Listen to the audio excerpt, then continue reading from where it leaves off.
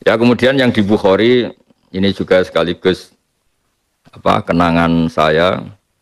Ketika Nabi dapat perlakuan sangat buruk dari komunitas Abdi Yalil. Abdi Yalil itu sekarang ikut Taif.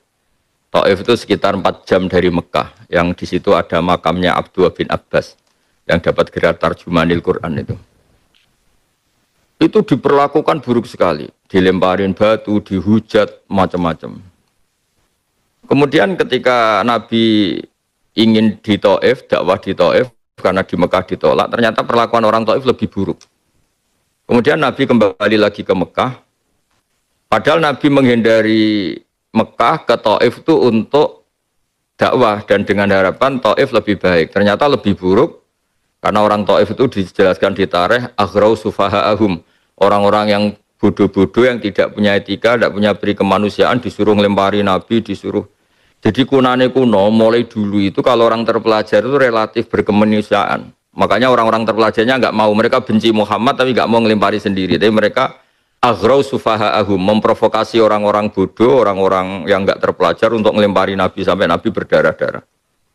Karena mereka sendiri sebagai orang terpelajar itu menghindari itu, menghindari berbuat anarkis itu. Akhirnya Nabi nganggep di Mekah itu lebih baik. Pulanglah Nabi ke Mekah lagi.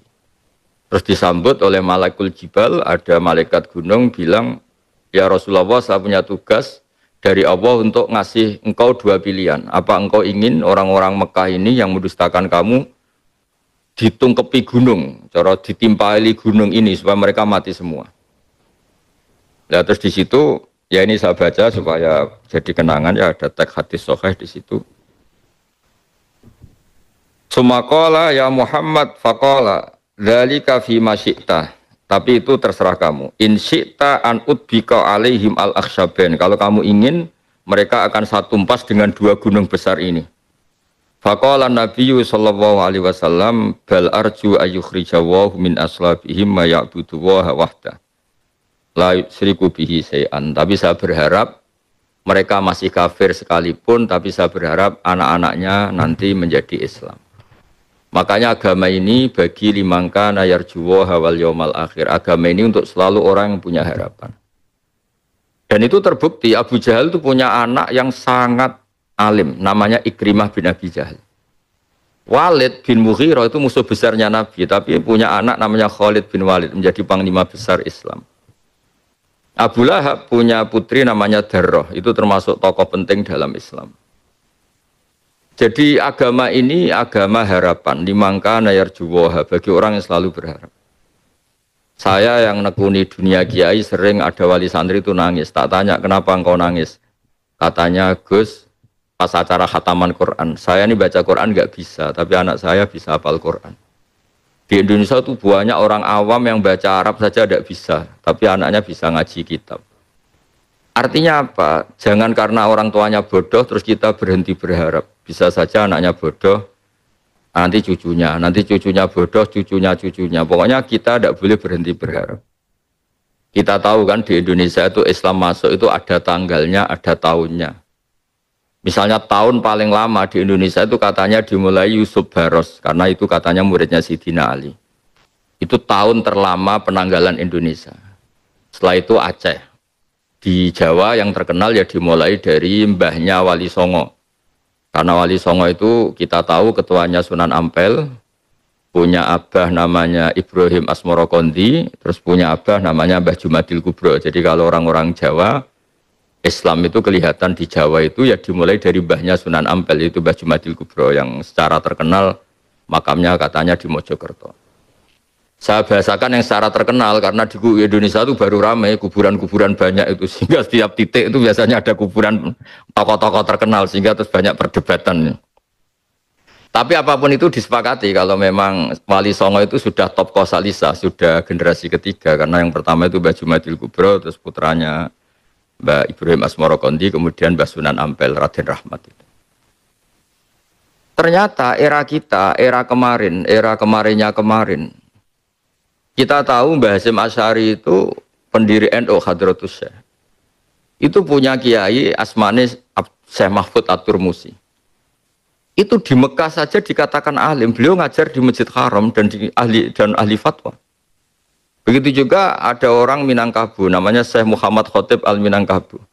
Itu di Mekah itu alim, sampai jadi khotib terbaik. Jadi cerita yang terkenal ini, apalagi di Amerika, harusnya saingannya lebih ringan itu, karena saingan ngajinya di sana itu enggak berat-berat. Ini di Mekah, Syekh Khotib itu, asmanya itu Muhammad. Dia diambil menantu oleh orang Arab alim, terus dibully sama orang-orang Arab. Kalau bahasa sekarang dibully. Kamu ngambil menantu orang Jawa. Orang Jawa itu dulu dibully di Jawal Bakor. Sampai ada kata-kata al Jawa tak kulul khaya. Orang Jawa itu sukanya makan ular. Karena ada orang Arab melihat di Jawa banyak kiai-kiai makan belut itu. Karena bentuknya kayak ular, terus katanya orang Jawa itu makan ular. Karena sebetulnya makan belut yang mirip ular gitu. Terus kata mertuanya ini, mantu saya itu orang alim, gua Arabiun katanya. Dia itu orang Arab. Terus kata orang-orang yang bully, fakih fayakunu Arabian. Bagaimana dia orang Arab, padahal dia dari Jawa. Dulu kalau bahasa Arab kuno itu bilang seluruh Indonesia itu Jawa, bukan Sumatera, bukan Kalimantan, semuanya disebut Jawa.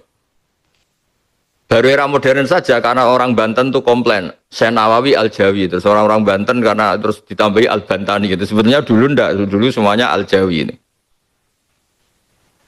Katanya mantu saya itu Arabiun.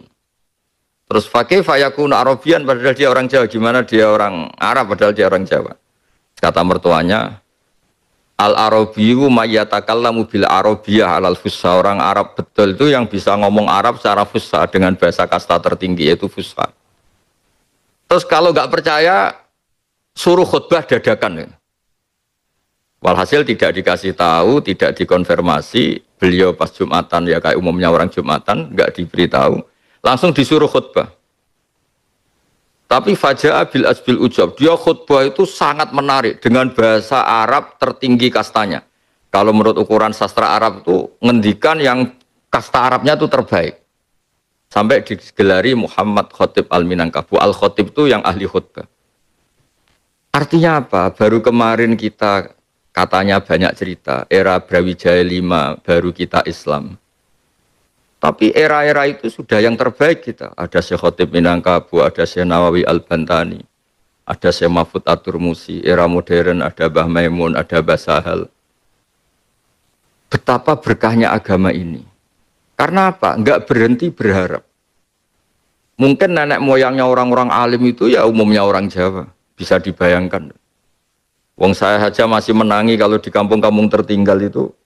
Orang lewat pohon besar, Amit Mbah, Amit, putune jenengan badhe liwat. Itu karena masih nganggep itu memang bertuan itu, sehingga terus kita dikritik kayak kita syirik kayak karena takut pohon besar, takut macam-macam. Tapi berkahnya berharap kita terus ngajar lewat pendidikan pesantren, lewat kuliah, lewat peradaban yang baik.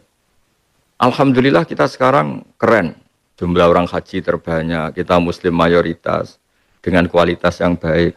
Bahkan di negara Amerika saja tetap jadi kiai, itu kan luar biasa. Jadi ini prestasi-prestasi yang harus kita syukuri. Seperti ngaji ini, agama ini limangka nayarjuwa hawal yaumal akhir. Agama ini selalu bagi yang punya harapan. Makanya andekan ya, Indonesia kok masih gelap ya, kita tetap berharap lebih baik. Apalagi faktanya tidak gelap ya, biasa aja. Kalau ada ujian kan ya semua negara punya ujian. Nabi ketika ada orang-orang kafir yang melawan beliau, ingin bunuh beliau, ketika orang itu mau dibunuh malaikat, kata Nabi, saya tetap berharap dari anak turun mereka, keturunan mereka jadi orang-orang yang menyembah Allah. Dan harapannya Nabi benar. Abu Jahal baru era anak, Ikrimah sudah Islam. Abu Lahab era anak, Darrah sudah Islam. Khalid bin Mughirah, musuh besarnya Nabi, punya anak Khalid. Dan alhamdulillah juga di belahan dunia juga gitu. Kita contoh paling gampang yang di Indonesia lah. Sejarah menulis misalnya di Jawa, penanggalan masif Islam itu kan era Brawijaya V. Kalau di penanggalan paling tua, paling banter ya memang Syekh Yusuf Baros itu yang sebagian sejarah